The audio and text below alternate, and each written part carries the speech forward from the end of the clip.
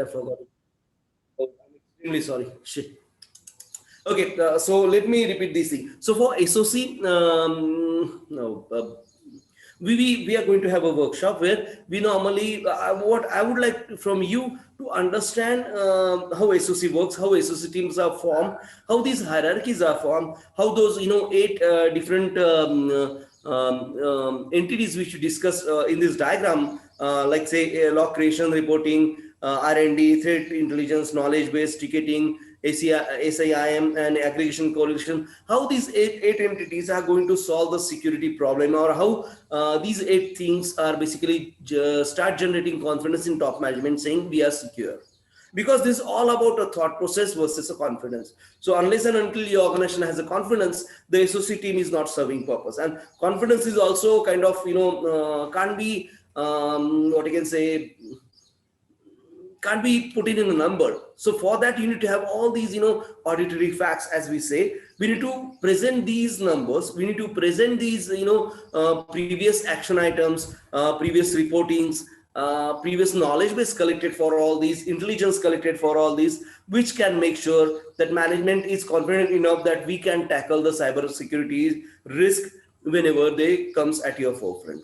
And that's why this is really crucial for each and every SOC executive, each and every SOC team member, each and every job aspirant in cybersecurity to be prepared with, right? And this is kind of, it's not very big deal, but yes, it's very big deal because this will generate a confidence within yourself, saying, okay, now I can be a part of cybersecurity team and I can create a cybersecurity team for a startup. And that's what the workshop is all about. I'll guide you on that thing. It will come, in a minute. But let's try to understand more of, what are the SOC skill sets do we need, right? And I also share these, presentation with you so that you can have a good in-depth knowledge in terms of how we basically go step by step on, addressing this issue, right? So, okay, let me, how do you lower this hand?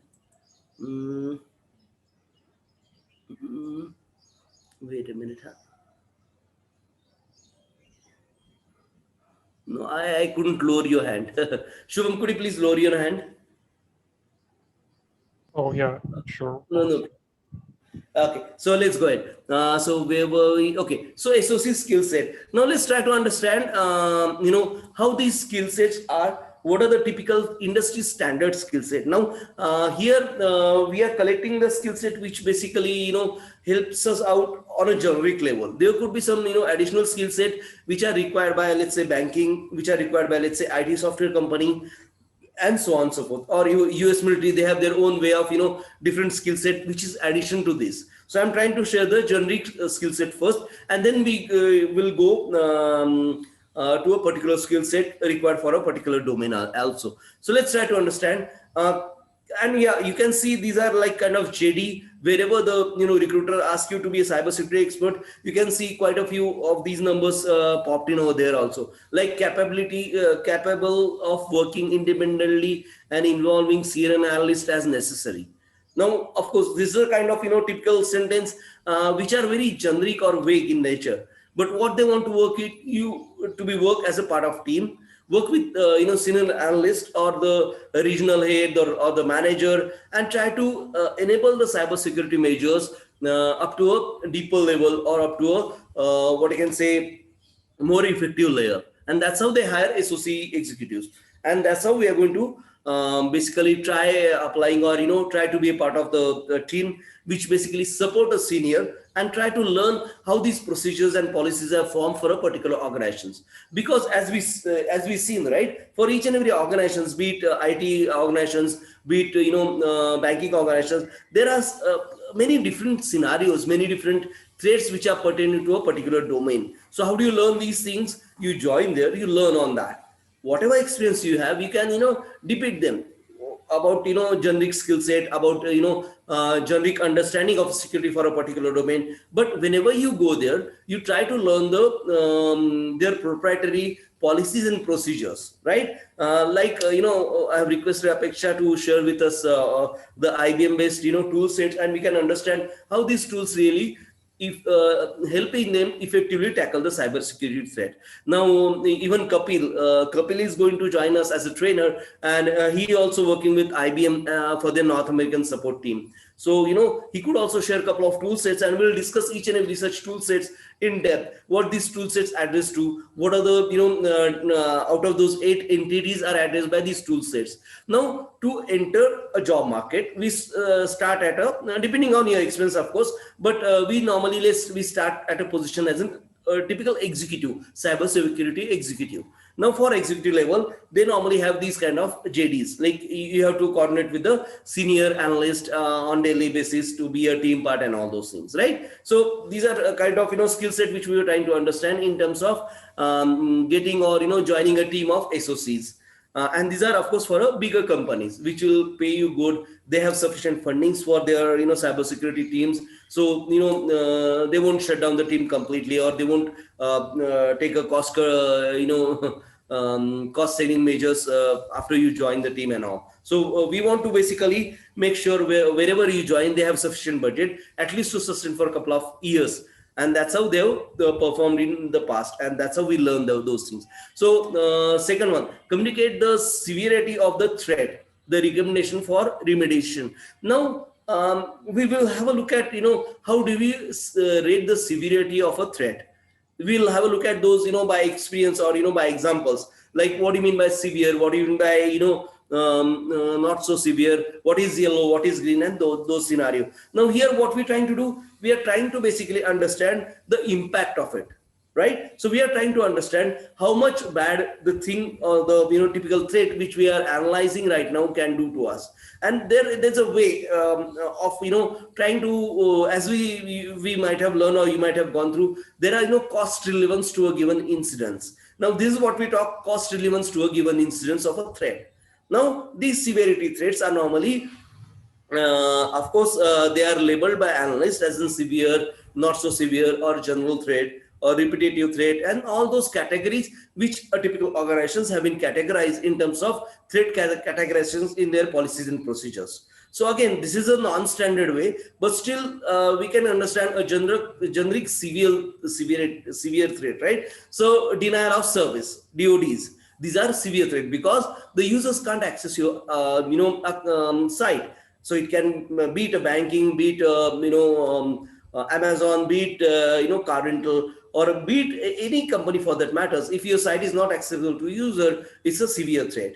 So you need to have at least another cloud service provider where you can put up your site and redirect the domain as and when it's necessary. And these things are already done. Means if you look at bigger companies like IBM or Amazon, they have their local server also. So in India they have 6 server farms. In North America, I believe they have 8 or 10 different servers from as different locations. And these things do serve as an even in terms of load balancing.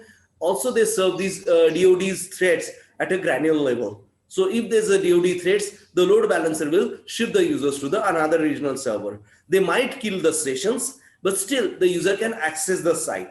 So if you have said, like say in case of Amazon, if he's purchasing few clothing items, and if you have a couple of items in the shopping cart, they'll show it on another server also. Even if the session is killed, these data can be shared with the other what you can say cloud farms, where the user might not feel the jerk also. But yes, we need to, of course, log in because that session have been killed and so on and so forth. So these things we do help out. So these things have been implemented. So the severity basically drives such measures to be implemented in a place where we give the user a seamless experience and we serve the business. Right, so that's how we serve the business, by helping users or helping those nth level incidents of not feeling the fire for cyber threat or cyber vulnerability and so on and so forth. So that's our end game here, and that's how we sort these things.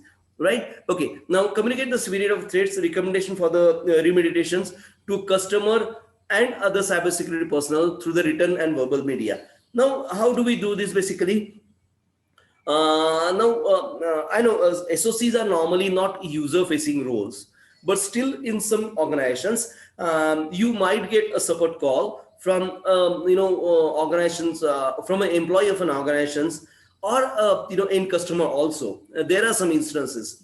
It can be far and few, but still there are instances that the associate executive are replying to such requests, like why this happened, and so on and so forth. So kind of explanation for a given incidence of, let's say, denial of service, we can give them, like internet service provider challenge, and all the other things. And these are normally, again, organization specific replies, which are formed by the management by itself, rather than associate team, or rather than anybody else. Or normally PMO or PMO support lead can normally form these replies to such requests. But yes, we can be instrumental in replying that, but these are really far and few instances. But of course, as the JD says, we need to be keep ourselves prepared for such scenario, and that's why they've included the ticketing system, including the SOC. Included in the SOC responsibilities also, and that's how we tackle these end user challenges if they come in our way, and help them in terms of a few details, or written or verbal response to their queries also. Follow detailed procedures to analyze, escalate, and assist. This is the most important part, because every organization have a strict procedure in terms of how incidents to be reported, how incidents to be replied, how incidents to be allocated to an executive. And this is really critical, because whenever you join an organization, let's say if I join IBM for that matters as an associate executive, now I'm talking about actual SOC performing thing. They'll first train me on how SOCs functions, what are the policies and procedures for the SOC executives. So I need to go through them. This is what they call, I think, induction workshops, or onboarding, or whatnot. So these things I need to first analyze. I need to first learn how the organization SOC executive is expected to perform. And this is quite different from organization to organizations, because of their way of responding to the user, because of their way to responding to a threat, responding to their challenges, particularly in terms of regional challenges, in terms of specific product aligned challenges. And that's why, rather than having a particular policy and procedures, we need to adapt to wherever you join, and you normally go with them, because these guides up to you up to an nth level, and you have to follow these things by word. This is almost kind of rule books which every associate team member should follow. Let me start with simple rules, like when I was in enterprise, the associate team used to, of course, they normally sit in a separate physical location. Even on a floor, they normally sit in a different, part of the wing, or a separate or segregated space given to the SOC, because the communications happens within the SOC shouldn't, go out, because SOC team members are like kind of, defense which we have for all these cyber or external attacks, right? And their communication can be very dangerous. If it's heard by the other, executive, they might get frightened, they might get, shaken, and so on and so forth. So what we do, we normally have these communications strictly live within those walls. We don't share this communication on daily basis with anybody else, unless and until the top management decides so. So that's their purview rather than our purview. So why do we do that? Because we normally talks about financial loss, we normally talk about the threats which are incoming, we normally talk about a similar threat basically handled by our partners or our colleagues, and so on and so forth. Now these things can be a bit damaging to a person who is not normally habituated to such scenario. This is like doctor talking about brain failure.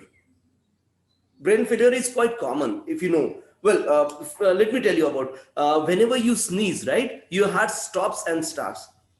Do we know these things? We don't know. But that's a fact.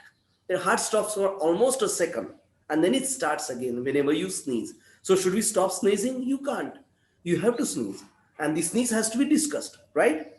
So during a heart attack, even doctor says, try to cough, not to sneeze. Try to cough as much as possible and loudly, because this pumps up your hearts to a level where it opens up its veins, because when you speak louder, your mouth opens more, right? When you want to see some details, your eyes get popped up like this, right? So for that matter, similarly, those muscles in your heart should expand to their maximum capability, and so the heart can be start stretched and stretching and straight out, so the heart attack can be reduced to a level where it will not affect the overall functioning of a body.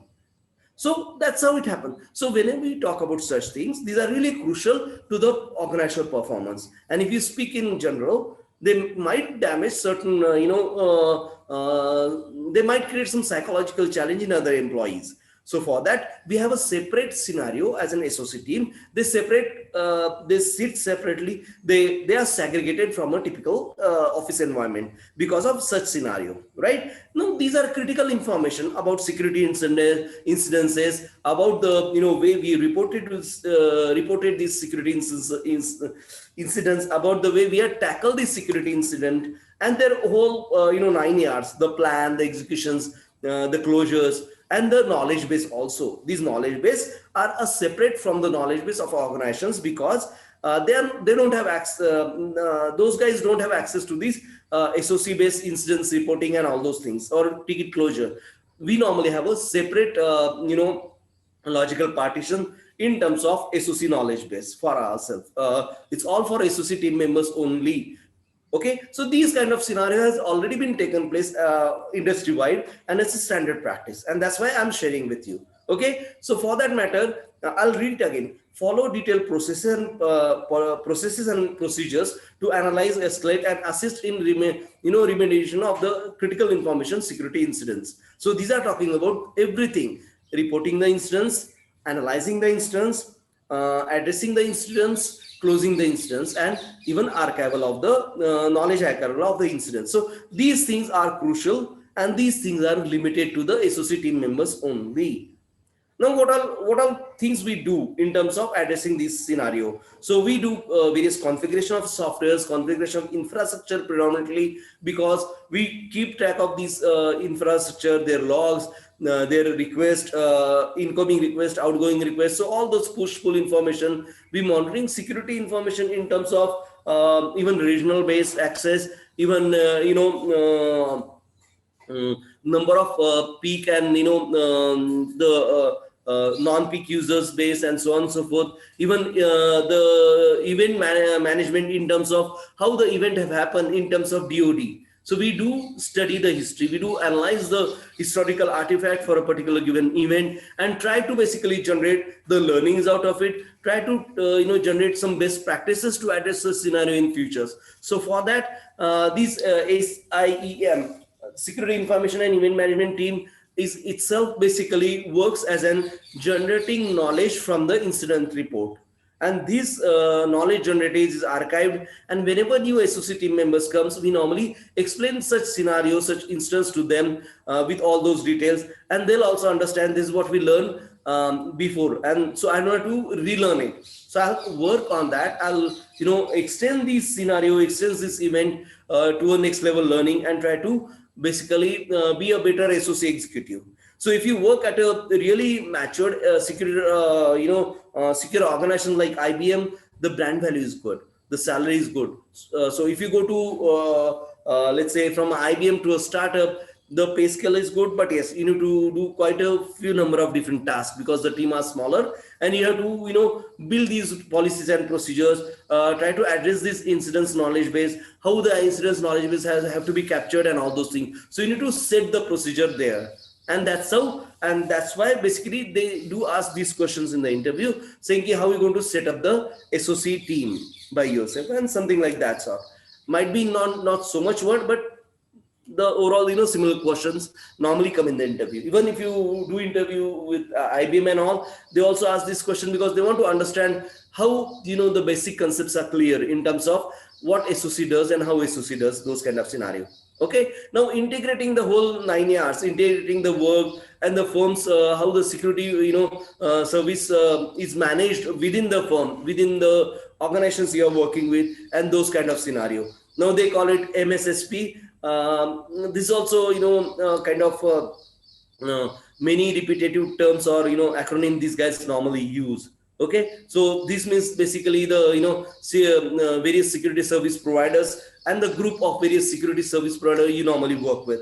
This includes the third party products which we are using for our cybersecurity, might be tracking the traffic, the CI/CD pipelines, the overall request logs and all those things also. So they have a bunch of different tools every organization use, and their service providers are part of this group, where we normally tend to gauge the overall threat of a particular security, or try to understand how a particular security have been addressed by those third party level supplies or those third party service providers, and we can learn from them also. So we normally have, as I told you, there are meet and greets of such scenarios on a chapter wise basis.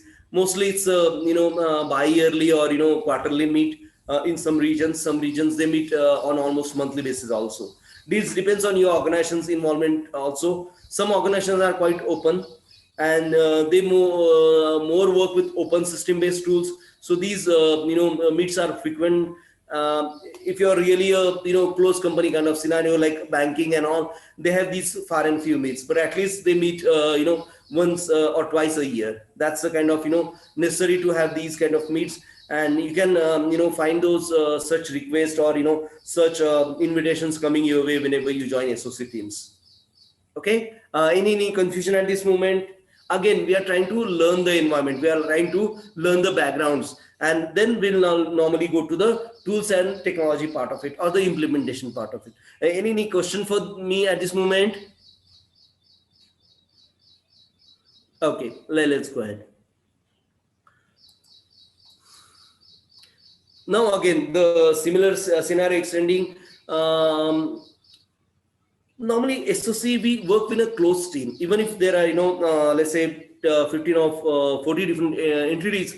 We normally work in a closed team, because as we see, this is a evolving pattern, this is a evolving technology, this is a evolving skill set, which normally address to the security concern or the new concerns or new challenges. For that matters, we normally closely work with all the departments, so that if there's any new instance or out of ordinary things happening, we would like to get notified. And this is how it works. Even if you see like the way government work on airports and all those, the way the security works, right? If you find anything which is lying around, don't touch, something like that, those scenarios. So we are kind of policing executives for our organizations. We try to address the security at its grassroots. How do we do it? We normally work with these users within our organization, specifically employee, saying if you find anything out of ordinary, might be a typical router failing quite often, we might check out if it's like have any challenges popped up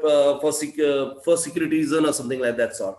It can be as simple as a visit to a router location, or just analyzing the traffic coming to that router, and try to form an opinion or try to form a result saying was it a vulnerable positions in terms of physically, logically, and all those kind of things. Normally we do have a standard checklist for such scenarios.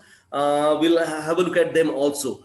But yes, as an associate executive, we do those things. Okay, scan and monitor system vulnerabilities. This is normal things, and there are softwares. There are around 15, 16 different software, open system, purchased, community licensed, and all those things. We'll have a look at them. How to basically scan and monitor vulnerabilities on servers, the infrastructure devices, using a threat and vulnerability security options. So these softwares keep look for all those requests coming in our way. Our request going to a particular IP address or a particular domain, how they are formed, and such scenarios. So we do keep monitor, we do create such logs, and we do have those even intelligent report formulated automatically by many systems. In some scenario, you might have to categorize in terms of threat management, in terms of severity of threat, but mostly the software does it for you, because this software have a really great workflow based system. So whenever a request goes, it normally monitors as a normal request, a kind of dangerous flick in it, so it will mark it as an yellow, so that the analyst can have a in-depth look at it. If it's really a threat or a vulnerability actually observed by the system, it will monitor it as marked as a red, so that the analysts have to report it in terms of reply, like how we tackle this. If you tackle this already, if not, then you need to generate a ticket for associate executive saying, please have a look at this and report its closure, and so on and so forth. So this is how a normal working happens. So the prime responsibility of SOC is basically scan and monitor system vulnerabilities. So if anybody asks you what's the prime responsibility, the prime responsibility is scan and monitor system vulnerabilities or threat scenarios on day-to-day basis. This is what we do. Then how do we report it? Depends on system, depends on the organizational policies and procedures, depends on the rules they've already formed.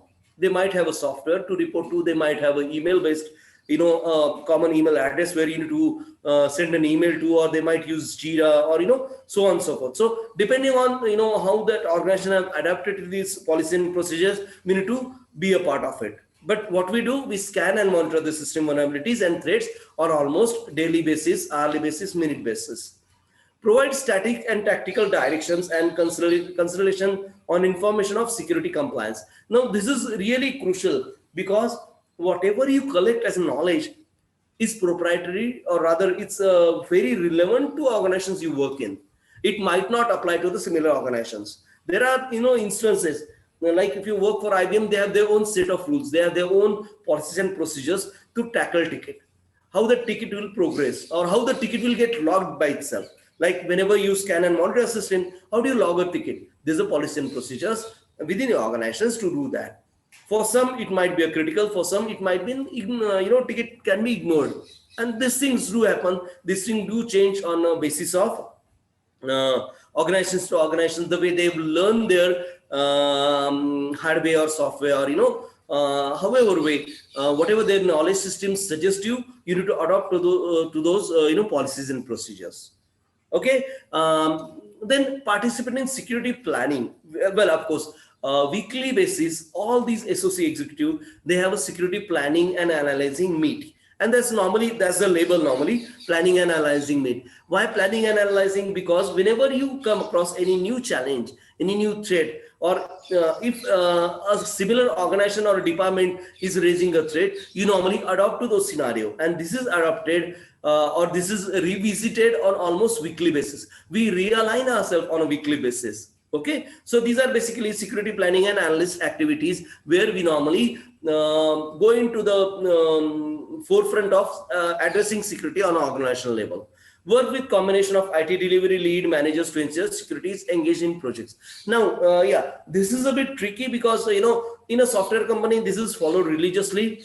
In a company like Amazon, which are basically kind of supply chain, or even the manufacturer domain, these are least, but they are trying to impose these things on the other department also, because this is like guiding them from an SOC point of view.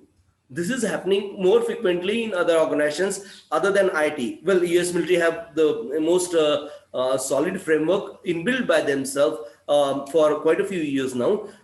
Companies like IBM, Microsoft, they have really good framework, which is also included in them. So the training do happens in terms of SOC sharing the security idea during a company meet or something like that. These do happen. But on other domain scales, they are trying to implement such ideas on a granular level and more periodic nature, because everybody should know what is secure, what is vulnerable in terms of organizations, as in rules or policies and procedures. Let me take a simple example. When I started working with Patni, there was some small memory stick or pen stick which used to purchase in a market from something like 256 MB to 1 GB and all those things, right? Now, whenever the PMO gave an initiative saying, okay, we need to bar every such memory sticks allowed in and out of our offices. Now this initiative started, right? Might be an SOC member have suggested PMO, and PMO implemented this idea of barring those pen drive or memory stick, whatever you call it, taking in or going out of the software department, software development teams and all those things. Now, how to tackle this? Because the rule have been said, or the what I can say, challenges have been spelled out, but how to implement on a ground level, right? So how do you do it? You need to really understand how we and how far we can go of implementing such scenario. Is it possible? Well, it's possible, but up to 95% or so, because these are very small, even in those days, they used to, come in size like of a pen or a typical, bottle opener type of size and all those things. So searching everybody for such thing might not ethically right? So how do you implement such things? Then you normally try to bar the open, what I can say, USB ports on every system, and this is how they've started tackling it. And this was almost, I think, 1.5 years time span when they actually tackle this problem up to a great level. I'll say up to a great level because 100% is not possible.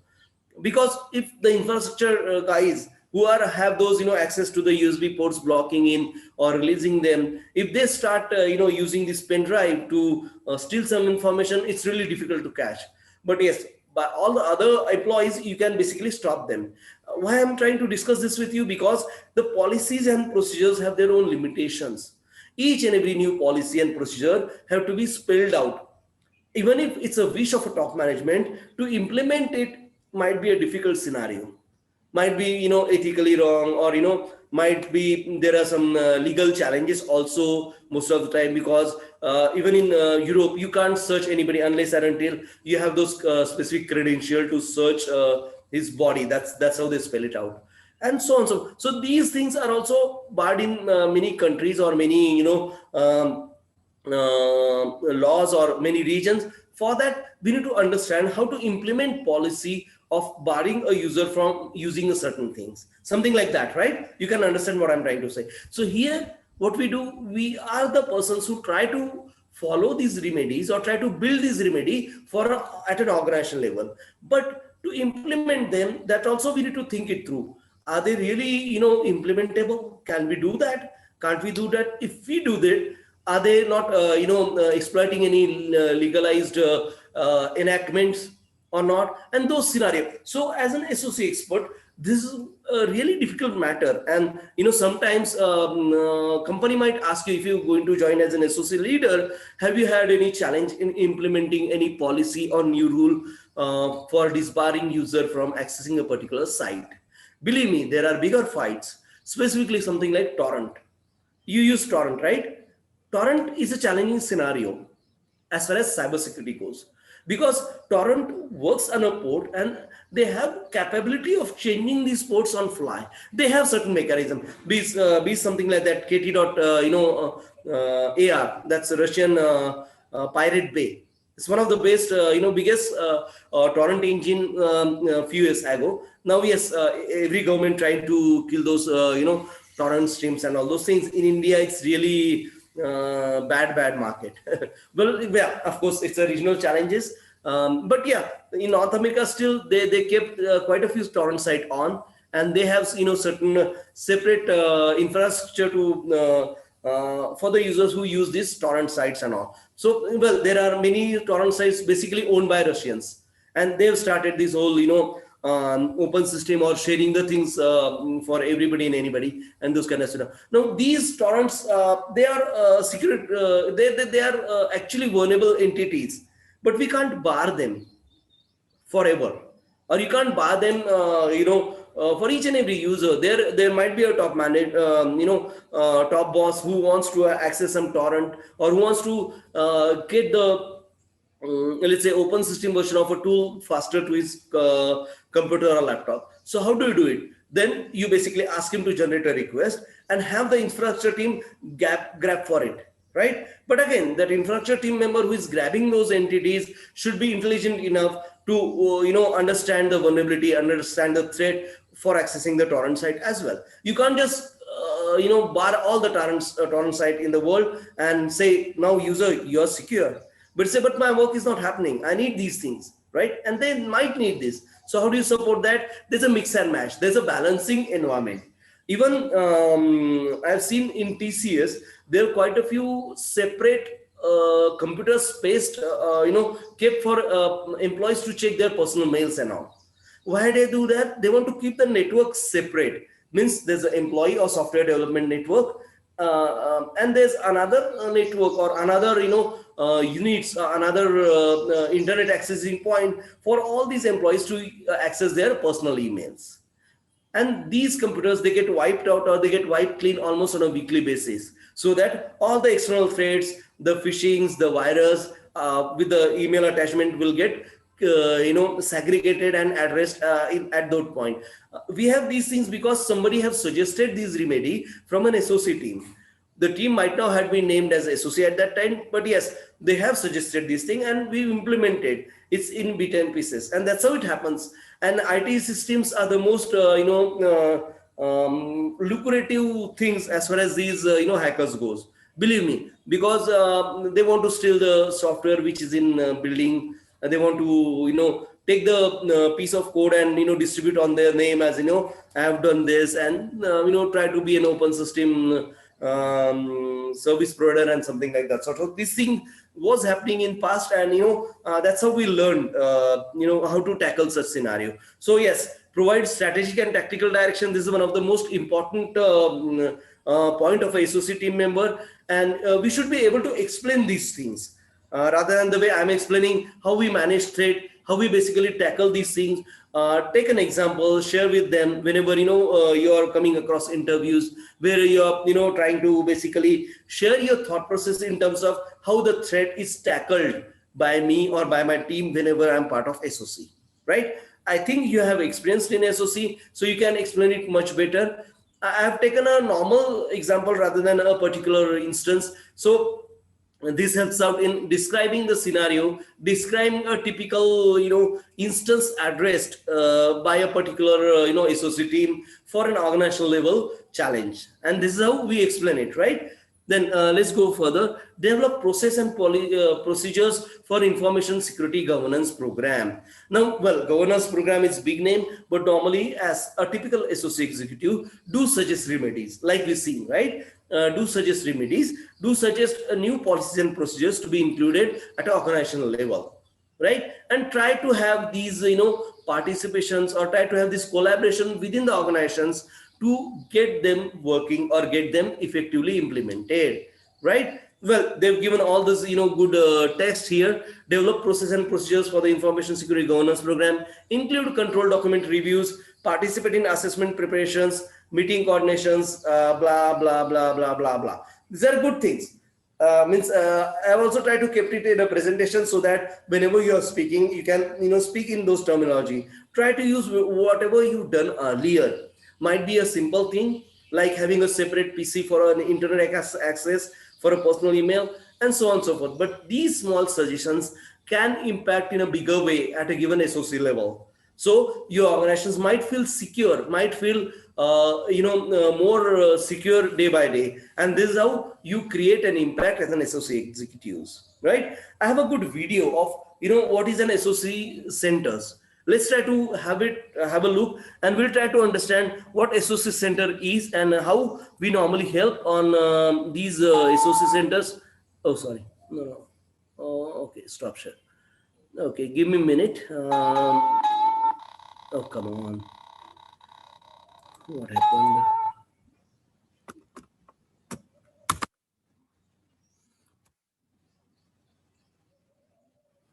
Okay. So where?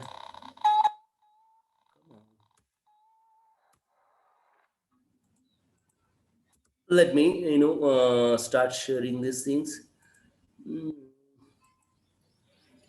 Yes, it's a small video. It's 2 minutes, but let's try to understand. A Security Operations Center, or SOC for short, is a command center facility with a team of information security professionals in charge of defending an organization against cyber attacks. The three main responsibilities of SOC's defense strategy are protection, prevention, and detection. Protection includes threat hunting, system monitoring, backups, and recovery. Monitoring an organization's devices for signs of security incidents is a primary responsibility in order to protect databases, desktops, and servers. Most organizations with the SOC keep the facility running 24/7 with employees that work in shifts, so the systems are never left unprotected. If an incident is detected, the Security Operations Center takes the necessary measures to remove the risk, mitigate the damage, and protect the system from similar incidents in the future. Additional SOC detection responsibilities may include asset discovery and management, continuous system behavioral monitoring, activity log maintenance, and compliance auditing. The SOC also works to strengthen incident prevention tactics before vulnerabilities are detected. This is done through ongoing threat intelligence efforts, research, system development, and update maintenance. This is really the most easiest video I can find, and as we know, these are really summarized in the best possible terminology. So if you find the presentation is a bit descriptive, this is a concise labeling of what SOC Execute does at a ground level. So that's why I kept this video. Along with conducting staff security training, a SOC is part of an organization's incident response strategy and can be tailored to fit the company. One way to tailor the SOC to business goals is to select team members with different technical backgrounds. For example, each SOC typically has a manager that oversees all team members, but the team itself can include a variety of incident responders, forensic investigators, compliance auditors, security analysts, engineers, or threat hunters. Another way to tailor a SOC is to choose a specific organizational structure that best fits a company's needs. 6 common organizational models include dedicated, cloud, distributed, command, fusion, and multifunction SOCs. When determining which model to use, companies factor in size, budget, need for on-premises or remote resources, and the combination of other capabilities like networking. SOCs are ideal for organizations with highly sensitive information that may result in expensive damages or costs if the data is breached. A security operations center can provide any organization with benefits such as uninterrupted monitoring for suspicious activity, improved incident detection and response times, higher customer satisfaction with security, and more transparent control over security operations.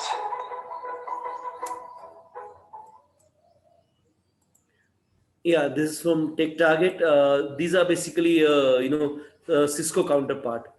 Cisco does a quite good amount of, training in terms of helping build SOC centers, SOC centers. That's a normal way in the way they address North America. So building SOC teams, building SOC centers, also the service provided by Cisco. Even IBM provides a service for building SOC centers throughout the North American market.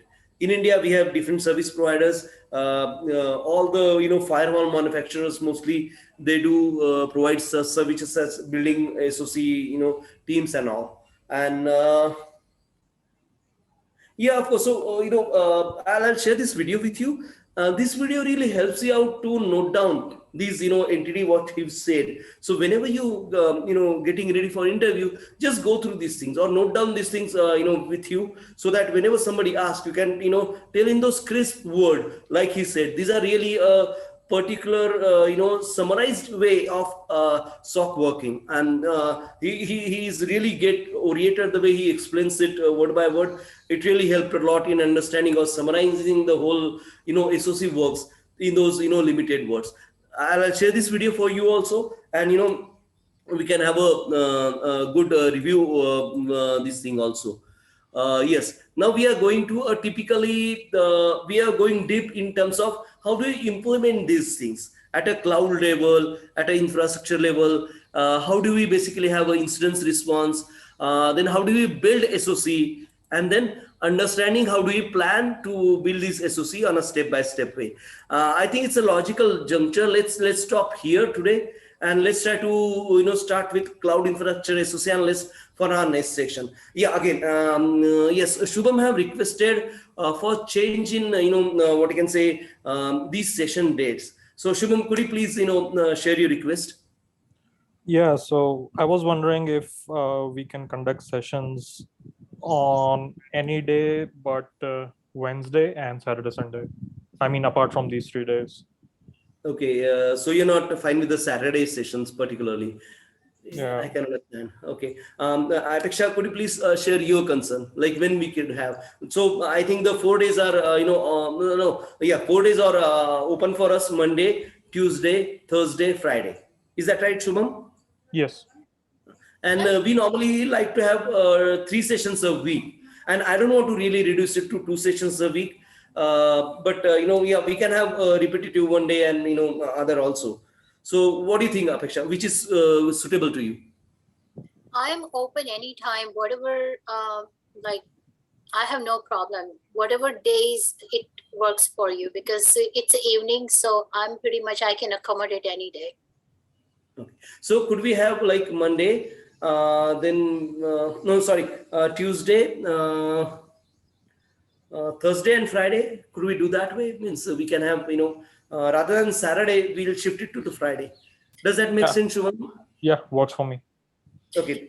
Is it works for you, Apeksha? Here is my problem for Please. next 2 weeks. Uh-huh. So this week I'm fine if you do every day. Mm-hmm.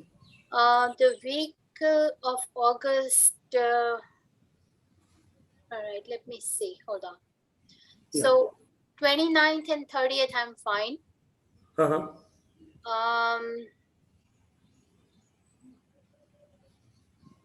For 3rd is August 3rd, I am fine. Uh-huh. And 5 and 6, I am fine. Okay. Actually, 5 and 6, I am not around those days. Oh, okay. Uh-huh. Okay. So if you want to do it, 5 and 6, I can join, but I will not have my laptop. I have to do it through my cell phone. No problem. Means you can, share your concern via WhatsApp also. That's Yeah. not a problem. Sure. And then What about a week after that? Second week of week August? after that,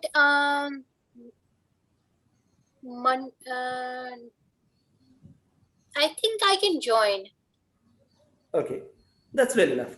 Means see about your concerns, or if you have any confusions, you can do a WhatsApp, or we can have a specific call if you have any concerns and all those things. So in your morning also, if that's possibility.